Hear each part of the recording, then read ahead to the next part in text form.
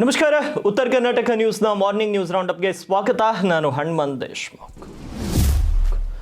ನವಿ ಮುಂಬೈನ ಡಿ.ವೈ. ಪಾಟೀಲ್ ಸ್ಟೇಡಿಯಂನಲ್ಲಿ ನಡೆದ ಮಹಿಳಾ ಏಕದಿನ ವಿಶ್ವಕಪ್ನ ಫೈನಲ್ ಪಂದ್ಯದಲ್ಲಿ ಭಾರತ ತಂಡ ಭರ್ಜರಿಯಾಗಿ ಜಯ ಗಳಿಸಿದೆ. ಇನ್ನು ಸೌತ್ ಆಫ್ರಿಕಾ ವಿರುದ್ಧದ ಈ ಪಂದ್ಯದಲ್ಲಿ ಮೊದಲು ಬ್ಯಾಟ್ ಮಾಡಿದಂಥ ಟೀಂ ಇಂಡಿಯಾ 50 ಓವರ್ಗಳಲ್ಲಿ 7 ವಿಕೆಟ್ ಕಳೆದುಕೊಂಡು 298 ರನ್ಗಳನ್ನು ಕಲೆ ಹಾಕಿತ್ತು. ಗೊಚ್ಚಲ ಮಹಿಳಾ ವಿಶ್ವಕಪ್ ಅನ್ನ ಗೆದ್ದು ಇತಿಹಾಸವನ್ನು ಸೃಷ್ಟಿಸಿದೆ ಭಾರತೀಯ ತಂಡ. 25 ವರ್ಷದ ಬಳಿಕ ಹೊಸ ಚಾಂಪಿಯನ್ಸ್ ಆಗಿದ್ದಾರೆ ಭಾರತೀಯ ವನಿತೆಯರು. ಆಫ್ರಿಕಾ ತಂಡವು 45.3 ಓವರ್ಗಳಲ್ಲಿ 246 ರನ್ಗಳನ್ನು ಗಳಿಸಿ ಆಲ್ ಔಟ್ ಆಯಿತು. ಇದರಿಂದ ಭಾರತ ತಂಡವು ಭರ್ಜರಿಯಾಗಿ ಜಯ ಗಳಿಸಿದೆ. ಭಾರತೀಯ ಮಹಿಳಾ ಕ್ರಿಕೆಟ್ ತಂಡವು ಇದೀಗ ಚಾಂಪಿಯನ್ ಪಟ್ಟವನ್ನು ತನ್ನದಾಗಿಸಿಕೊಂಡಿದೆ. ಪ್ರಧಾನಿಯಿಂದ ಹಿಡಿದು ಗೂಗಲ್ ಸಿಇಒ ಪಿಚಾಯ್ವರೆಗೆ ಎಲ್ಲರೂ ಕೂಡ ಅಭಿನಂದನೆಯನ್ನ ಸಲ್ಲಿಸಿದ್ದಾರೆ. ಚಾಂಪಿಯನ್ ತಂಡಕ್ಕೆ ಪ್ರಶಂಸೆಗಳ ಸುರಿಮಳೆಯೇ ಬರ್ತಾ ಇದೆ. ಯಾಕಂದ್ರೆ ಸೌತ್ ಆಫ್ರಿಕಾ ತಂಡವು 45.3 ಓವರ್ಗಳಲ್ಲಿ 246 ರನ್ಗಳನ್ನು ಗಳಿಸಿ ಆಲ್ ಔಟ್ ಆಗಿತ್ತು. ಇತ್ತ ಟೀಂ ಇಂಡಿಯಾ ನಾಯಕಿ ಹರ್ಮನ್ಪ್ರೀತ್ ಕೌರ್ ಸೌತ್ ಆಫ್ರಿಕಾ ತಂಡದ ಕೊನೆಯ ಬ್ಯಾಟರ್ ನಾಡಿನ್ ಡಿ ಕ್ಲರ್ಕ್ ಅವರ ಕ್ಯಾಚ್ ಹಿಡಿಯುತ್ತಿದ್ದಂತೆ ಭಾರತೀಯ ವನಿತೆಯರಲ್ಲಿ ಸಂಭ್ರಮ ಮುಗಿಲು ಮುಟ್ಟಿತ್ತು. ಇದಕ್ಕೂ ಮುನ್ನ 2 ಬಾರಿ ಫೈನಲ್ ಪ್ರವೇಶ ಮಾಡಿದ್ರು ಕೂಡ ಟ್ರೋಫಿ ಗೆಲ್ಲಲು ಸಾಧ್ಯವಾಗಿರಲಿಲ್ಲ. ಆದರೆ ಈ ಬಾರಿ ತವರಿನಲ್ಲಿ ನಡೆದಂತ ಈ ಟೂರ್ನಿಯಲ್ಲಿ ಟ್ರೋಫಿ ಗೆಲ್ಲುವ ಪಣ ತೊಟ್ಟಿದಂತ ಟೀಂ ಇಂಡಿಯಾ ಅಂತಿಮವಾಗಿ ಗುರಿಯನ್ನು ತಲುಪಿದೆ. ಇದಲ್ಲದೆ ಸುಮಾರು 25 ವರ್ಷಗಳ ನಂತರ ಮಹಿಳಾ ವಿಶ್ವಕಪ್ ಚಾಂಪಿಯನ್ಸ್ ಅನ್ನ ಪಡೆದುಕೊಂಡಿದೆ. ಕೊನೆವರೆಗೂ ಕೂಡ ರೋಚಕತೆಯಿಂದ ಕೂಡಿದಂತ ಈ ಪಂದ್ಯದಲ್ಲಿ ದೀಪ್ತಿ ಶರ್ಮಾ ಅವರ ಅದ್ಭುತ ಬೌಲಿಂಗ್ ಪ್ರದರ್ಶನ, ಶಫಾಲಿ ವರ್ಮಾ ಅವರ ಆಲ್ರೌಂಡರ್ ಆಟ ಮತ್ತು ಅಮನ್ ಜೋತ್ ಕೌರ್ ಅವರ ಅದ್ಭುತ ಕ್ಯಾಚ್ ಭಾರತಕ್ಕೆ ಗೆಲುವನ್ನು ತಂದುಕೊಟ್ಟಿದೆ. ಇದೀಗ ಚಾಂಪಿಯನ್ ಪಟ್ಟಕ್ಕೇರ್ತಿದ್ದಂತೆ ಟೀಂ ಇಂಡಿಯಾ ಆಟಗಾರ್ತಿಯರು ಸಂಭ್ರಮಿಸಿದ ಪರಿಯ ವಿಡಿಯೋ ಸೋಷಿಯಲ್ ಮೀಡಿಯಾದಲ್ಲಿ ವೈರಲ್ ಆಗಿದ್ದು ಭಾರೀ ಮೆಚ್ಚುಗೆಗಳು ವ್ಯಕ್ತವಾಗಿವೆ. ಇನ್ನು ಭಾರತೀಯ ಮಹಿಳಾ ತಂಡದ 5 ದಶಕಗಳ ಕಾಯುವಿಕೆ ಕೊನೆಗೂ ಅಂತ್ಯವಾಗಿದೆ. ಚಾಂಪಿಯನ್ ಪಟ್ಟವನ್ನ ಅಲಂಕರಿಸಿದ್ದಾರೆ ಭಾರತೀಯ ನಾರಿ ಮಣಿಯರು.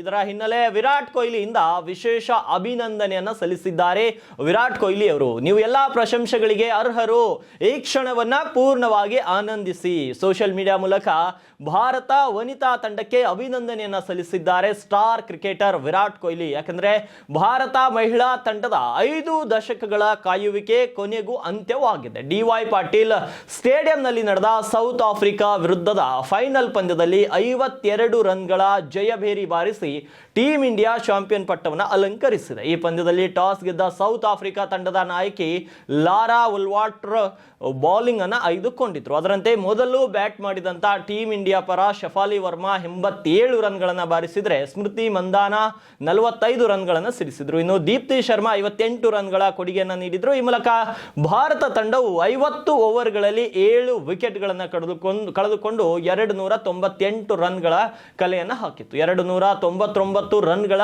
ಕಠಿಣ ಗುರಿಯನ್ನು ಬೆನ್ನತ್ತಿದಂತಹ ಸೌತ್ ಆಫ್ರಿಕಾ ಪರ ಲಾರಾ ಉಲ್ವಾರ್ಟ್ 101 ರನ್ಗಳನ್ನು ಬಾರಿಸಿದ್ರು. ಉಳಿದ ಬ್ಯಾಟರ್ಗಳಿಂದ ನಿರೀಕ್ಷಿತ ಸಾಥ್ ಸಿಕ್ಕಿರಲಿಲ್ಲ. ಪರಿಣಾಮ ಸೌತ್ ಆಫ್ರಿಕಾ ಪಡೆ 45.3 ಓವರ್ಗಳಲ್ಲಿ 246 ರನ್ಗಳನ್ನು ಗಳಿಸಿ ಆಲ್ ಔಟ್ ಆಯಿತು. ಈ ಮೂಲಕ ಭಾರತ ತಂಡವು ಚೊಚ್ಚಲ ಬಾರಿಗೆ ವಿಶ್ವಕಪ್ ಕಿರೀಟವನ್ನು ಮುಡಿಗೇರಿಸಿಕೊಳ್ಳುವಲ್ಲಿ ಯಶಸ್ವಿಯಾಗಿದೆ. ಈ ಗೆಲುವಿನ ಬೆನ್ನಲ್ಲೇ ಟೀಂ ಇಂಡಿಯಾದ ಸ್ಟಾರ್ ಆಟಗಾರ ವಿರಾಟ್ ಕೊಹ್ಲಿ ಸೋಷಿಯಲ್ ಮೀಡಿಯಾ ಮೂಲಕ ಭಾರತ ವನಿತಾ ತಂಡಕ್ಕೆ ಅಭಿನಂದನೆಗಳನ್ನು ಸಲ್ಲಿಸಿದ್ದಾರೆ. ಮುಂದಿನ ಪೀಳಿಗೆಗೆ ನೀವು ಸ್ಫೂರ್ತಿ. ನಿಮ್ಮ ನಿರ್ಭೀತ ಕ್ರಿಕೆಟ್ ಮತ್ತು ನಂಬಿಕೆಯಿಂದ ನೀವು ಪ್ರತಿಯೊಬ್ಬ ಭಾರತೀಯನನ್ನ ಹೆಮ್ಮೆ ಪಡುವಂತೆ ಮಾಡಿದ್ದೀರಿ. ನೀವು ಎಲ್ಲಾ ಪ್ರಶಂಸೆಗಳಿಗೆ ಅರ್ಹರು ಮತ್ತು ಈ ಕ್ಷಣವನ್ನ ನೀವು ಪೂರ್ಣವಾಗಿ ಆನಂದಿಸಿ. ಹರ್ಮನ್ ಮತ್ತು ತಂಡಕ್ಕೆ ಅಭಿನಂದನೆಗಳು, ಜೈ ಹಿಂದ್ ಅಂತ ವಿರಾಟ್ ಕೊಹ್ಲಿ ಸಾಮಾಜಿಕ ಜಾಲತಾಣದ ಮೂಲಕ ಅಭಿನಂದನೆಯನ್ನ ಸಲ್ಲಿಸಿದ್ದಾರೆ. ಇನ್ನು ಬೀದರ್ ನಗರದಲ್ಲಿ ಇವತ್ತು ಬೆಳ್ಳಂಬೆಳಗ್ಗೆ ಬುಲ್ಡೋಜರ್ನ ಸದ್ದು ಕೇಳಿ ಬಂದಿದೆ. ಅನಧಿಕೃತವಾಗಿ ಕಟ್ಟಿದ ಕಾಂಪೌಂಡ್ಗಳನ್ನು ತೆರವುಗೊಳಿಸಿದ್ದಾರೆ. ಬ್ರಿಮ್ಸ್ ವಸತಿ ಗೃಹದ ಆವರಣದಲ್ಲಿ ಕಟ್ಟಿದಂತ ಕಾಂಪೌಂಡ್ಗಳ ತೆರವನ್ನ ಮಾಡಲಾಗಿದೆ. ಬೀದರ್ನ ಜನವಾಡ ರಸ್ತೆಯಲ್ಲಿರುವಂತಹ ಬ್ರಿಮ್ಸ್ನ ಕ್ವಾರ್ಟರ್ಸ್ ನಲ್ಲಿ ಈ ಒಂದು ಕಾಂಪೌಂಡ್ಗಳ ತೆರವನ್ನ ಮಾಡಲಾಗಿದೆ. ಬ್ರಿಮ್ಸ್ ನಿರ್ದೇಶಕರ ದೂರಿನ ಹಿನ್ನೆಲೆ ಪಾಲಿಕೆ ವತಿಯಿಂದ ತೆರವು ಕಾರ್ಯಾಚರಣೆ ನಡೆದಿದೆ. ರಾತ್ರೋರಾತ್ರಿ ಅನಧಿಕೃತವಾಗಿ ಕಾಂಪೌಂಡ್ ಅನ್ನ ಕಟ್ಟಿ ತೆರಳುತ್ತಿದ್ದ ಆರೋಪ ಒಂದು ಕೇಳಿ ಬಂದಿದೆ. ಇಂದು ಮುಂಜಾನೆ ಸಹಾಯಕ ಆಯುಕ್ತ ಮೊಹಮ್ಮದ್ ಶಕೀಲ್ ನೇತೃತ್ವದಲ್ಲಿ ತೆರವು ಕಾರ್ಯ ನಡೆದಿದೆ. ಕಾಂಪೌಂಡ್ ಕಟ್ಟದವರು ಯಾರು ಅಂತ ಇಲ್ಲಿಯ ತನಕ ತಿಳಿದು ಬಂದಿಲ್ಲ ಅಂತ ಸಹಾಯಕ ಆಯುಕ್ತರು ಕೂಡ ತಿಳಿಸಿದ್ದಾರೆ. ಹಾಗಾಗಿ ಅನಧಿಕೃತವಾಗಿ ಕಟ್ಟಲಾಗಿದ್ದಂತಹ ಕಾಂಪೌಂಡ್ಗಳನ್ನ ಇವತ್ತು ಕೆಡವಲಾಗಿದೆ.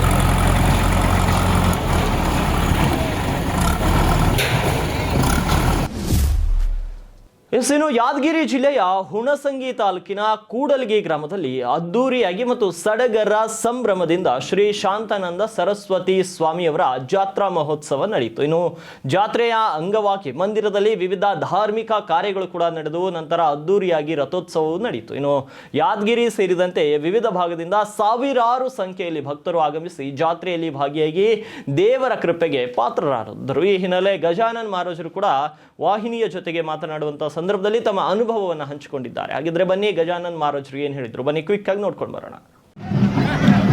ನಾನು ಗಜಾನನ್ ಮಹಾರಾಜ್ ಕೂಡಲಗಿ, ಶ್ರೀ ಸದ್ಗುರು ಶಾಂತಾನಂದ ಮಠದ ಬಾಬಾ ಮಹಾರಾಜರ ತಂದೆಯ ಪುತ್ರ.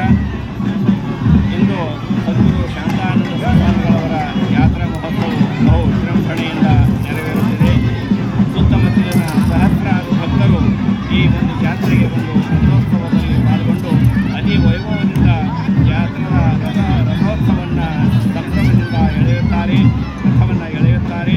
ಮತ್ತು ಈ ರಥೋತ್ಸವದ ಅಂಗವಾಗಿ ನಿನ್ನೆಯ ದಿನ ವಿಶೇಷವಾದಂಥ ಕಾರ್ಯಕ್ರಮವನ್ನು ನೆರವೇರಿಸಲಾಯಿತು. ಬೆಳಿಗ್ಗೆ 6 ಗಂಟೆಯಿಂದ ಸಪ್ತ ಭಜನಾ ಪ್ರಾರಂಭ ಮತ್ತು ಸಾಯಂಕಾಲ ವಿಶೇಷವಾದಂಥ ಪ್ರವಚನಗಳ ಕಾರ್ಯಕ್ರಮ ಏರ್ಪಡಿಸಲಾಗಿತ್ತು. ಆ ಪ್ರವಚನದಲ್ಲಿ ಸಾಕಷ್ಟು ವಿದ್ವಾಂಸರು, ಪಂಡಿತರು, ಜ್ಞಾನಿಗಳು ಬಂದು ತಮ್ಮ ಉದ್ಬೋಧನೆಯನ್ನು ನೀಡಿದರು. ಮತ್ತು ಅದೇ ರೀತಿಯಾಗಿ ನಮ್ಮ ಭಾರತದಲ್ಲಿ ಪ್ರಶಸ್ತಿಯನ್ನು ಪಡೆದಂಥ ಭಕ್ತ ಪ್ರಶಸ್ತಿಯನ್ನು ಬೀದರ್ ವಾಣಿಜ್ಯ ಮತ್ತು ಕೈಗಾರಿಕಾ ಸಂಸ್ಥೆಯ ಅಧ್ಯಕ್ಷರಾಗಿ BG ಶೆಟ್ಕಾರ್ ಹಾಗೂ ಉಪಾಧ್ಯಕ್ಷರಾಗಿ ಡಾಕ್ಟರ್ ರಜನೀಶ್ ವಾಲಿ ಮತ್ತು ಸೋಮಶೇಖರ್ ಪಾಟೀಲ್ ಗಾದ್ಗೆ ಅವರು ಅವಿರೋಧವಾಗಿ ಆಯ್ಕೆ ಆಗಿದ್ದಾರೆ. 2025ರಿಂದ 2030ರ ಅವಧಿಗೆ ಸಂಸ್ಥೆಯ ಅಧ್ಯಕ್ಷ, ಉಪಾಧ್ಯಕ್ಷ, ಕಾರ್ಯದರ್ಶಿ ಸೇರಿದಂತೆ ವಿವಿಧ ಹುದ್ದೆಗಳಿಗೆ ಚುನಾವಣೆ ಘೋಷಣೆ ಆಗಿತ್ತು. ಆದರೆ ಒಂದೊಂದು ಸ್ಥಾನಗಳಿಗೆ ಒಂದೊಂದು ನಾಮಪತ್ರ ಬಂದ ಹಿನ್ನೆಲೆ ಅಧ್ಯಕ್ಷ, ಉಪಾಧ್ಯಕ್ಷ, ಕಾರ್ಯದರ್ಶಿ ಸೇರಿದಂತೆ 19 ಸ್ಥಾನಗಳಿಗೆ ಅವಿರೋಧವಾಗಿ ಆಯ್ಕೆಯನ್ನ ಮಾಡಲಾಗಿದೆ. ಹಾಗಾಗಿ ಬೀದರ್ ವಾಣಿಜ್ಯ ಮತ್ತು ಕೈಗಾರಿಕಾ ಸಂಸ್ಥೆಯ ಚುನಾವಣೆಯಲ್ಲಿ ಅಧ್ಯಕ್ಷರಾಗಿ BG ಶೆಟ್ಕಾರ್ ಅವರು ಅವಿರೋಧವಾಗಿ ಆಯ್ಕೆಯಾಗಿದ್ದಾರೆ. ಇನ್ನು ಉಪಾಧ್ಯಕ್ಷರಾಗಿ ಡಾಕ್ಟರ್ ರಜನೀಶ್ ವಾಲಿ ಮತ್ತು ಸೋಮಶೇಖರ್ ಪಾಟೀಲ್ ಗಾದ್ಗೆ ಅವರು ಕೂಡ ಆಯ್ಕೆಯಾಗಿದ್ದಾರೆ. 2025ರಿಂದ 2030ರ ಅವಧಿಗೆ ನಡೆದಂಥ ಚುನಾವಣೆ ಇದಾಗಿದೆ. 29ನೇ ವಾರ್ಷಿಕ ಸಭೆಯಲ್ಲಿ ಚುನಾವಣಾ ಅಧಿಕಾರಿಗಳು ಈ ಮಾಹಿತಿಯನ್ನ ನೀಡಿದ್ದಾರೆ. ಇನ್ನು ಸಂಸ್ಥೆಯ ಅಧ್ಯಕ್ಷರಾಗಿ BG ಶೆಟ್ಕಾರ್, ಉಪಾಧ್ಯಕ್ಷರಾಗಿ ಡಾಕ್ಟರ್ ರಜನೀಶ್ ವಾಲಿ ಮತ್ತು ಸೋಮಶೇಖರ್ ಪಾಟೀಲ್ ಮತ್ತು ಗೌರವ ಕಾರ್ಯದರ್ಶಿಯಾಗಿ ಡಾಕ್ಟರ್ ವೀರೇಂದ್ರ ಶಾಸ್ತ್ರಿ, ಜಂಟಿ ಕಾರ್ಯದರ್ಶಿಯಾಗಿ ರಾಜಶೇಖರ್ ಮಿಲ್ಟ್ಕರಿ ಮತ್ತು ಖಜಾನ್ಸಿಗಳಾಗಿ ಮಡಿವಾಳಪ್ಪ ಗಂಗಶೆಟ್ಟಿ ಮತ್ತು ಸದಸ್ಯರಾಗಿ ಭರತ್ ಶೆಟ್ಕಾರ್, ಕಂಠಪ್ಪ ಪಾಟೀಲ್ ಮತ್ತು P ನಾರಾಯಣರಾವ್, ವೀರ್ ಕುಮಾರ್ ಮಾಜ್ಗೆ, ಪ್ರಕಾಶ್ ಪಾಟೀಲ್, ಅಶೋಕ್ ರೆಜಂತಲ್, ಸೂರ್ಯಕಾಂತ್ ಅಲ್ಮಜೆ, ಸುನಿಲ್ ಮೋಟಿ, ಕಪಿಲ್ ಹುಗಾರ್, ಅದೇ ರೀತಿ ಜಯೇಶ್ ಕುಮಾರ್, ಸಚ್ಚಿದಾನಂದ್ ಛಿದ್ರೆ, ವಿಜಯ್ ಲಕ್ಷ್ಮಿ ಚೋಂಡೆ ಮತ್ತು ಸೀಮಾ ಕುಲಕರ್ಣಿ ಅವಿರೋಧವಾಗಿ ಆಯ್ಕೆಯಾಗಿದ್ದಾರೆ ಅಂತ ನಿನ್ನೆ ನಡೆದಂಥ 29ನೇ ವಾರ್ಷಿಕ ಸಭೆಯಲ್ಲಿ ಚುನಾವಣಾಧಿಕಾರಿ ತಿಳಿಸಿದ್ದಾರೆ. ಇನ್ನು ಅಧ್ಯಕ್ಷರಾಗಿ ಆಯ್ಕೆಯಾದಂಥ BG ಶೆಟ್ಕಾರ್ ಅವರು ಉತ್ತರ ಕರ್ನಾಟಕ ಸುದ್ದಿ ವಾಹಿನಿಯೊಂದಿಗೆ ಮಾತನಾಡಿ ತಮ್ಮನ್ನ ಮತ್ತೆ ಅಧ್ಯಕ್ಷರನ್ನಾಗಿ ಮಾಡಿದ ವಾಣಿಜ್ಯ ಮತ್ತು ಕೈಗಾರಿಕಾ ಸಂಸ್ಥೆಯ ಎಲ್ಲ ಸದಸ್ಯರಿಗೆ ಧನ್ಯವಾದಗಳನ್ನು ಸಲ್ಲಿಸಿ ಜಿಲ್ಲೆಯ ಪ್ರವಾಸೋದ್ಯಮ ಹಾಗೂ ಉದ್ಯಮದ ವೃದ್ಧಿಗಾಗಿ ಶ್ರಮಿಸುವುದಾಗಿ ಅವರು ಭರವಸೆಯನ್ನು ನೀಡಿದ್ದಾರೆ. ಹಾಗಿದ್ರೆ ಶೆಟ್ಕಾರ್ ಅವರು ಏನು ಹೇಳಿದ್ರು, ಬನ್ನಿ ಕ್ವಿಕ್ ಆಗಿ ನೋಡ್ಕೊಂಡು ಬರೋಣ. ಭಾಳ ಇವತ್ತಿನ ಈ 29ನೇ ಜನರಲ್ ಬಾಡಿ ಮೀಟಿಂಗ್ನಲ್ಲಿ ಎಲೆಕ್ಷನ್ ಆಫೀಸರ್ ಆಗಿರುವಂತಹ ಅಧಿಕಾರಿಗಳು ಚುನಾವಣೆ ಅವಿರೋಧವಾಗಿ ಆಗಿದೆ. ಅದರ ಫಲಿತಾಂಶವನ್ನು ಇವತ್ತಿನ ದಿವಸ ಅನೌನ್ಸ್ ಮಾಡಿದ್ದಾರೆ. ಅದರ ಪ್ರಕಾರ ನನ್ನನ್ನು ಅಧ್ಯಕ್ಷನಾಗಿ ಮುಂದಿನ ಟೆನ್ಯೂರಿಗಾಗಿ 25ರಿಂದ 30ರವರೆಗೆ 5 ವರ್ಷದ ಸಲುವಾಗಿ ಅಧ್ಯಕ್ಷನಾಗಿ ನನಗೆ ವಾಣಿಜ್ಯ ಕೈಗಾರಿಕಾ ಸಂಸ್ಥೆ ಆಗಿ ಸಲುವಾಗಿ ಎಲ್ಲ ಸದಸ್ಯರಿಗೆ, ಆಡಳಿತ ಮಂಡಳಿಗೆ, ಎಲ್ಲ ಉಪಾಧ್ಯಕ್ಷರಿಗೆ, ಎಲ್ಲ ಸದಸ್ಯರಿಗೆ ನನ್ನ ಧನ್ಯವಾದ ಹೇಳ್ತಾ ಇದ್ದೇನೆ. ಯಾವ ರೀತಿ ಮೊದಲು ವಾಣಿಜ್ಯ ಕೈಗಾರಿಕಾ ಸಂಸ್ಥೆ ಕೆಲಸ ಮಾಡ್ತಾಯಿದೆ ಅದಕ್ಕಿಂತ ಉತ್ತಮ ರೀತಿಯಲ್ಲಿ ನಿಮ್ಮೆಲ್ಲರ ಸಹಯೋಗದಿಂದ ಮುಂಬರುವ ದಿನಗಳಲ್ಲಿ ಒಳ್ಳೆಯ ಜಿಲ್ಲೆಯ ಅಭಿವೃದ್ಧಿಯಲ್ಲಿ ಇಂಡಸ್ಟ್ರಿಯಲ್ ಡೆವಲಪ್ಮೆಂಟ್, ಬಿಸ್ನೆಸ್ ಡೆವಲಪ್ಮೆಂಟ್, ವಿಶೇಷವಾಗಿ ಟೂರಿಸಂ ಡೆವಲಪ್ಮೆಂಟ್ ಸಲುವಾಗಿ ವಿಶೇಷ ಪ್ರಯತ್ನ ಮಾಡಿ ಜನರು ಬೀದರ್ಗೆ ಬರುವಂಗೆ ಮಾಡುವ ಸಲುವಾಗಿ ಸರ್ಕಾರದ ಮೇಲೆ ಒತ್ತಡ ತಂದು ನಮ್ಮ ಜಿಲ್ಲೆಯ ಅಭಿವೃದ್ಧಿಯಲ್ಲಿ ನಾವು ಕೈ ಜೋಡಿಸ್ತೀವಿ ಅಂತ ಈ ಸಂದರ್ಭದಲ್ಲಿ ಹೇಳಿ, ವಿಶೇಷವಾಗಿ ಎಲ್ಲ ಸದಸ್ಯರು ಒಮ್ಮನಸ್ಸಿನಿಂದ ಯುನಾನಿಮಸ್ ಆಗಿ ಎಲೆಕ್ಷನ್ ಆಗಲಾರ್ದೆ ಏನು ಈ ಬಾಡಿ ಹೊಸದಾಗಿದೆ ಅವರೆಲ್ಲರಿಗೂ ನಾನು ಅಭಿನಂದನೆ ಸಲ್ಲಿಸ್ತಾ ಇದ್ದೀನಿ. ಅವ್ರದ್ದು ಎಲ್ಲ ಸಹಯೋಗ ಅಭಿವೃದ್ಧಿಯಲ್ಲಿ, ಜಿಲ್ಲೆ ಅಭಿವೃದ್ಧಿಯಲ್ಲಿ ಇರುತ್ತೆ ಅಂತ ಹೇಳ್ತಾ ಇನ್ನೊಂದು ಸಲ ನಿಮ್ಮೆಲ್ಲರಿಗೂ ಧನ್ಯವಾದಗಳು.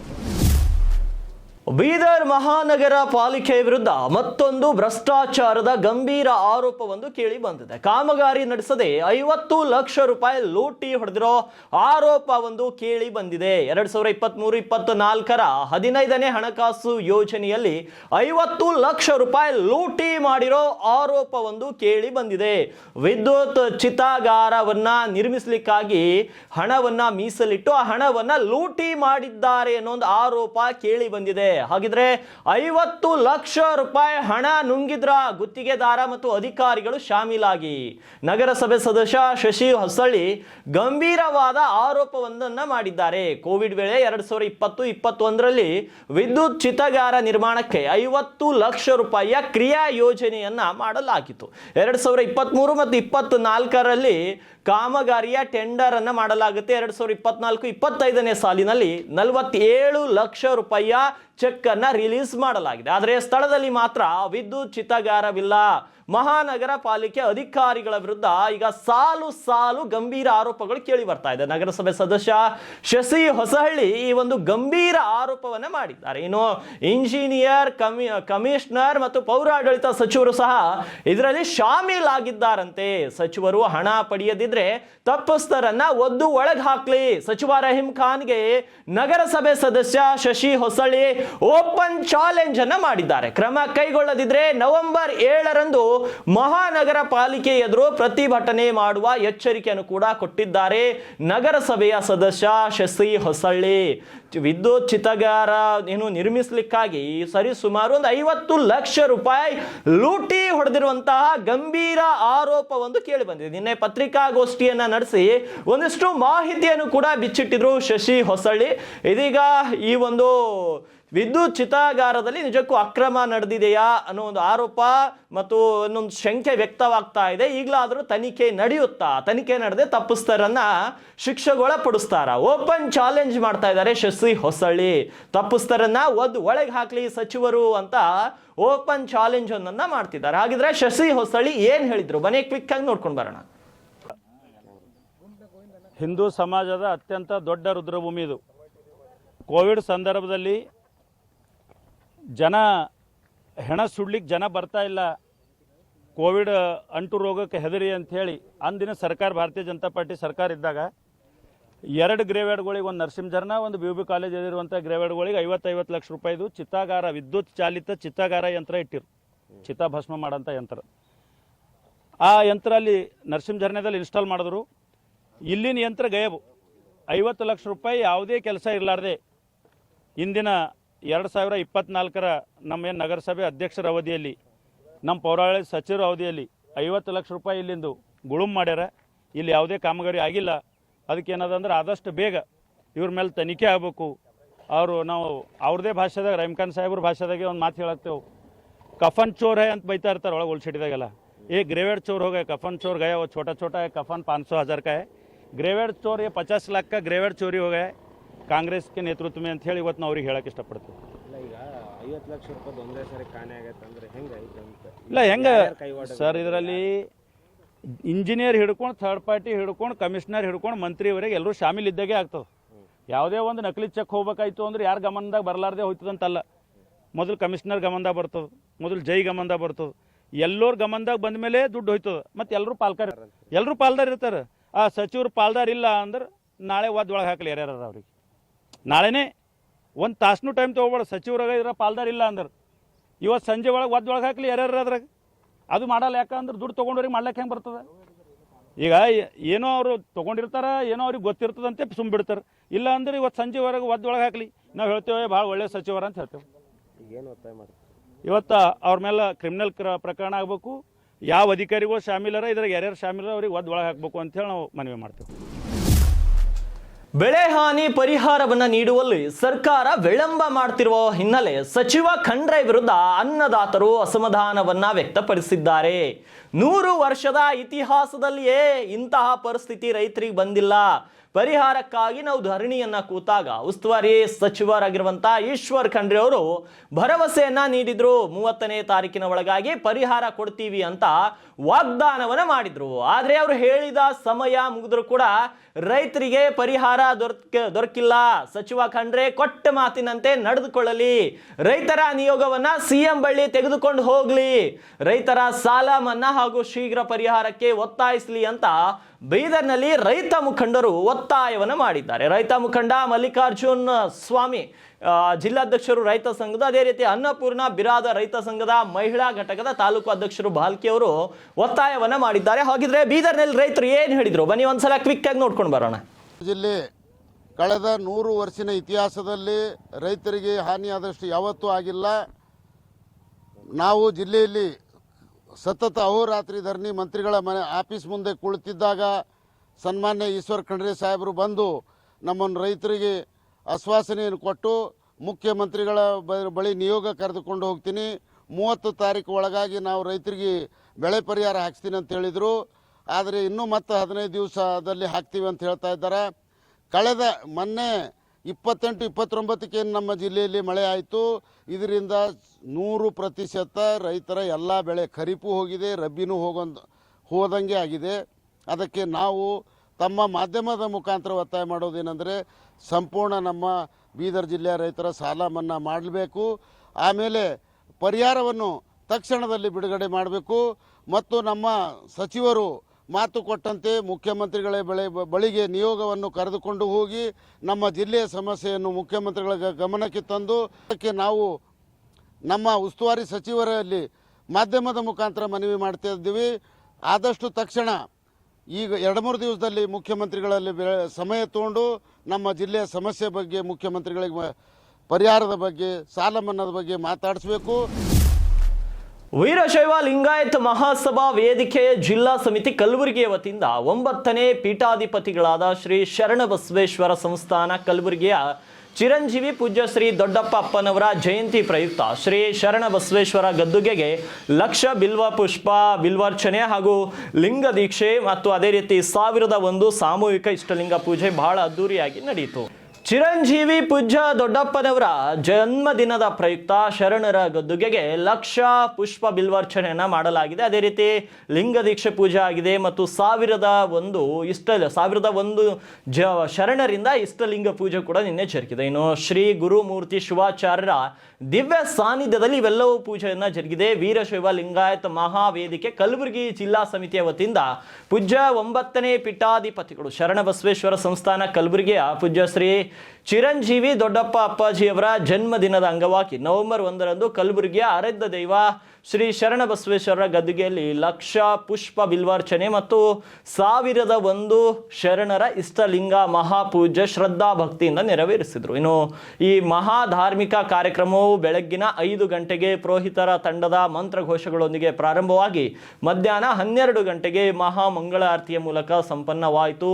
ಪಾಳ ಗ್ರಾಮದ ಮೂಲಕಟ್ಟಿ ಮನಿ ಹಿರೇಮಠದ ಡಾಕ್ಟರ್ ಶ್ರೀ ಗುರುಮೂರ್ತಿ ಶಿವಾಚಾರ್ಯರು ಅವರ ದಿವ್ಯ ಸಾನ್ನಿಧ್ಯದಲ್ಲಿ ಈ ಪೂಜೆಯು ನಡೆಯಿತು. ಇನ್ನು ದೊಡ್ಡಪ್ಪ ಅಪ್ಪಾಜಿ ಹಾಗೂ ಮಾತೋಶ್ರೀ ಡಾಕ್ಟರ್ ದಾಕ್ಷಿಣಿ ಅಪ್ಪಾಜಿ ಅವರ ಸಾನ್ನಿಧ್ಯವು ಇದ್ದು ಕಾರ್ಯಕ್ರಮದಲ್ಲಿ ಶ್ರೀ ಬಸವೇಶ್ವರ ವಿದ್ಯಾವರ್ಧಕ ಸಂಘದ ಕಾರ್ಯದರ್ಶಿ ಬಸವರಾಜ ದೇಶ್ಮುಖ್ ಮತ್ತು ಯುವ ಮುಖಂಡರಾದ ಡಾಕ್ಟರ್ ಅಲ್ಲಮ ಪ್ರಭು ದೇಶ್ಮುಖ್ ಮತ್ತು ವೀರಶೈವ ಲಿಂಗಾಯತ ಮಹಾಸಭಾ ವೇದಿಕೆ ಅಧ್ಯಕ್ಷ ದಯಾನಂದ್ ಪಾಟೀಲ್ ಮತ್ತು ರಾಜ್ಯ ಸಮಿತಿಯ ಶ್ರೀಧರ್ ಎಂ ನಾಗನಹಳ್ಳಿ ಮತ್ತು ಉಪಾಧ್ಯಕ್ಷ ಕಲ್ಯಾಣರಾವ್ ಪಾಟೀಲ್ ಕಣ್ಣಿ ಹಾಗೂ ಕಾಂಗ್ರೆಸ್ ಮುಖಂಡರಾದ ನೀಲಕಂಠರಾವ್ ಮೂಲ್ಗೆ ಮತ್ತು ಅವರ ಕುಟುಂಬ ಸೇರಿದಂತೆ ವೇದಿಕೆಯ ವಿವಿಧ ಪದಾಧಿಕಾರಿಗಳು ಹಾಗೂ ಭಕ್ತರು ಇದರಲ್ಲಿ ಭಾಗವಹಿಸಿದರು.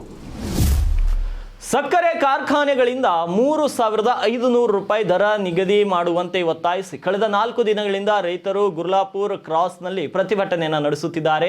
ಭಾನುವಾರ ಪ್ರತಿಭಟನಾ ಸ್ಥಳಕ್ಕಾಗಮಿಸಿದಂತ ಬೆಳಗಾವಿ ಜಿಲ್ಲಾಧಿಕಾರಿ ಮತ್ತು ಎಸ್ಪಿ ಅವರ ನೇತೃತ್ವದಲ್ಲಿ ಹೋರಾಟಗಾರರೊಂದಿಗೆ ನಡೆದ ಸಂಧಾನವು ಕೊನೆಗೂ ಕೂಡ ವಿಫಲವಾಗಿದೆ. ಕಬ್ಬು ಬೆಳೆಗಾರರ ಜೊತೆಗಿನ ಡಿಸಿ ಸಂಧಾನ ವಿಫಲವಾಗಿದೆ. ಕಾರ್ಖಾನೆ ಮಾಲೀಕರು 3,200 ರೂಪಾಯಿ ಕೊಡುವುದಾಗಿ ಒಪ್ಪಿಕೊಂಡಿದ್ದಾರೆ. ನಿಮ್ಮ ಜೊತೆ ನಾನು ನಿರಂತರವಾಗಿರ್ತೇನೆ, ನಿಮ್ಮ ಬೇಡಿಕೆಗೆ ನಾನು ಸ್ಪಂದನೆಯನ್ನು ನೀಡ್ತೇನೆ, ಯಾವುದೇ ಕಾರಣಕ್ಕೂ ರೈತರು ಬೀದಿಯಲ್ಲಿ ಕೂರಬಾರದು, ಪ್ರತಿಭಟನೆಯಲ್ಲಿ ಈ ರೀತಿ ಕೂರಬಾರದು ಅಂತ ಬೆಳಗಾವಿಯ ಜಿಲ್ಲಾಧಿಕಾರಿಗಳು ಹೇಳಿದರು. ಆದರೂ ಕೂಡ ರೈತರು ಸಂಧಾನಕ್ಕೊಪ್ಪದೆ ಪ್ರತಿಭಟನೆಯನ್ನ ಮುಂದುವರೆಸಿದ್ದಾರೆ. ಬೆಳಗಾವಿ ಜಿಲ್ಲೆಯ ಮೂಡಲ್ಗಿ ತಾಲೂಕಿನ ಗುರ್ಲಾಪುರ್ ಕ್ರಾಸ್ನಲ್ಲಿ ಕಳೆದ 4 ದಿನಗಳಿಂದ ಹಗಲು ರಾತ್ರಿ ಎನ್ನದೆ ಬೃಹತ್ ಪ್ರಮಾಣದ ಕಬ್ಬು ಬೆಳೆಗಾರರ ಹೋರಾಟ ನಡೆಯುತ್ತಿದೆ. ಹೀಗಾಗಿ ನಿನ್ನೆ ಪ್ರತಿಭಟನಾ ಸ್ಥಳಕ್ಕೆ ಬಂದಿದ್ದಂತ ಜಿಲ್ಲಾಧಿಕಾರಿ ಮೊಹಮ್ಮದ್ ರೋಷನ್ ಮತ್ತು ಎಸ್ಪಿ ಭೀಮಶಂಕರ್ ಗುಳೇದ್ ರೈತರು ಹಾಗೂ ರೈತ ಮುಖಂಡರ ಜೊತೆ ಸಂಧಾನ ಸಭೆ ನಡೆಸಿದ್ರು. ಆದರೆ ಈ ಕುರಿತಂತೆ ಜಿಲ್ಲಾಧಿಕಾರಿ ಮೊಹಮ್ಮದ್ ರೋಷನ್ ಮಾತನಾಡಿ, ರೈತರು ಜಿಲ್ಲೆಯಲ್ಲಿ ಕಳೆದ 4 ದಿನಗಳಿಂದ ಬೃಹತ್ ಹೋರಾಟ ಮಾಡಿಕೊಂಡು ಬಂದಿದ್ದಾರೆ. ರೈತರ ಏಳಿಗೆಗಾಗಿ ನಾನು ಶ್ರಮಿಸುತ್ತೇನೆ. ಕಾರ್ಖಾನೆ ಮಾಲೀಕರ ಜೊತೆಗೆ ಸಭೆ ನಡೆಸಲಾಗಿತ್ತು. ಆದರೆ ಕಾರ್ಖಾನೆ ಮಾಲೀಕರು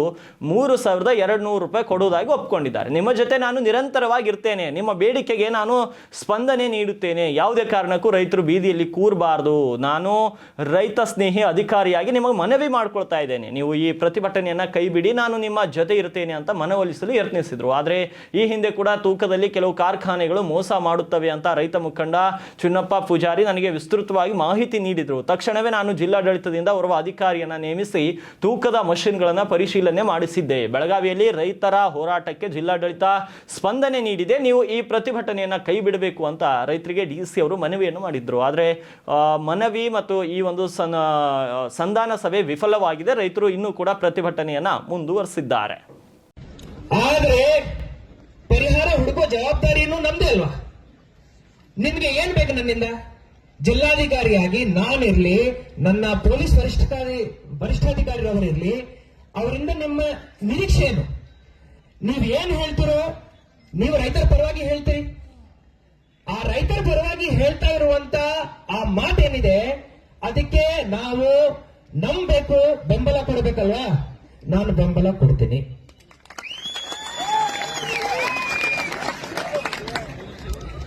ಕಾರ್ಖಾನೆ ಒಳಗಡೆ ಗುರುಜಿರವರು ಹೇಳಿದ್ದಾರೆ, ಕಾರ್ಖಾನೆ ಒಳಗಡೆ ಗುರುಜಿರವರು ನನಗೆ ಹಿಂದಿನ ಮೀಟಿಂಗ್ ಅಲ್ಲಿ ಹೇಳಿದ್ದಾರೆ, ಚುನ್ನಪ್ಪರವರು ವೇದಿಕೆ ಮೇಲೆ ಪ್ರಸ್ತಾಪ ಮಾಡಿದ್ದಾರೆ, ರಿಕವರಿನಲ್ಲಿ ಭಯಂಕರ ಮೋಸ ಆಗುತ್ತೆ ಅಂತ ಹೇಳಿದೆ.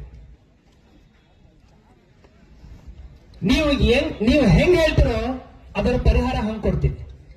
ನೀವು ನಮ್ಮ ಅಧಿಕಾರಿ ಅವರು ಪ್ರತಿ ಟ್ರಕ್ ರಿಕವರಿ ಮಾಡೋ ಟೈಮಲ್ಲಿ ನನ್ನ ಅಧಿಕಾರಿ ಅಲ್ಲಿ ಇರಬೇಕಾ, CCTV ಹಾಕಬೇಕಾ, ಆ ಮಾಹಿತಿ ನಿಮ್ಗೆ ಕೊಡಬೇಕಾ? ನೀವು ಹೆಂಗ್ ಹೇಳ್ತೀರೋ ಹಂಗ್ ಮಾಡ್ತೀವಿ. ನಿಮ್ಮ ಚುನ್ನಪ್ಪರವರು ರೈತ ಮುಖಂಡರಲ್ಲ, ಅವರು ಕಂಪ್ಯೂಟರ್ ಸಾಫ್ಟ್ವೇರ್ ಇಂಜಿನಿಯರ್. ಹಿಂದಿನ ಮೀಟಿಂಗ್ ಅಲ್ಲಿ ಅರ್ಧ ತಾಸು ನನಗೆ ಆ ತೂಕದ ಸೇತುವೆ ಇರುತ್ತೆ ಅಲ್ವಾ, ಅದರಿಂದ ಎಷ್ಟು ವೈರ್ ಯಾವ ಕಂಪ್ಯೂಟರ್ ಅಲ್ಲಿ ಹೆಂಗ್ ಹೋಗುತ್ತೆ ಅಂತ ಹೇಳಿ ನನಗೆ ಡ್ರಾಯಿಂಗ್ ಮಾಡಿ ತೋರಿಸಿದೆ.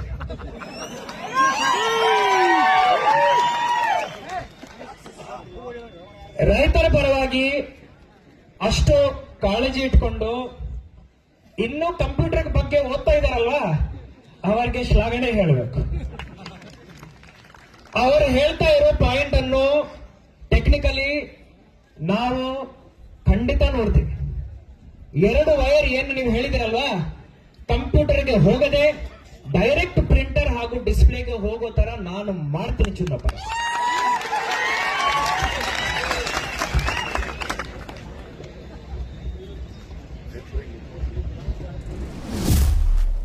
ತೆಲಂಗಾಣದ ರಂಗಾರೆಡ್ಡಿ ಜಿಲ್ಲೆಯಲ್ಲಿ ಇಂದು ಬೆಳ್ಳಂಬೆಳಗ್ಗೆ ಭೀಕರ ರಸ್ತೆ ಅಪಘಾತ ಸಂಭವಿಸಿದೆ. ಈ ದುರ್ಘಟನೆಯಲ್ಲಿ 20 ಮಂದಿ ಸಾವನ್ನಪ್ಪಿದ್ದು ಹಲವರು ಗಂಭೀರವಾಗಿ ಗಾಯಗೊಂಡಿದ್ದಾರೆ.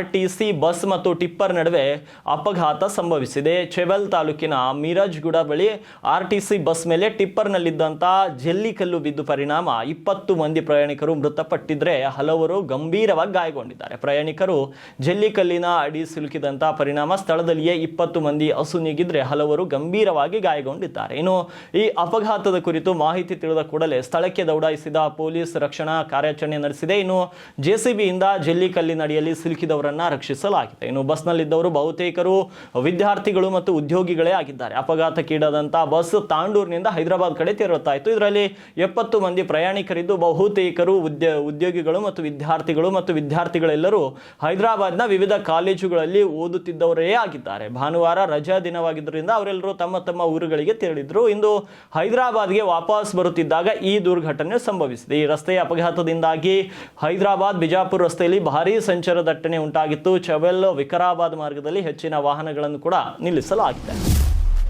ಇವಾಗಿದ್ವು ಈ ಹೊತ್ತಿನ ಪ್ರಮುಖ ಸುದ್ದಿಗಳು. ಮತ್ತೆ ಭೇಟಿಯಾಗ್ತೀನಿ ಮಧ್ಯಾಹ್ನದ ನ್ಯೂಸ್ ಬುಲೆಟಿನ್ನಲ್ಲಿ.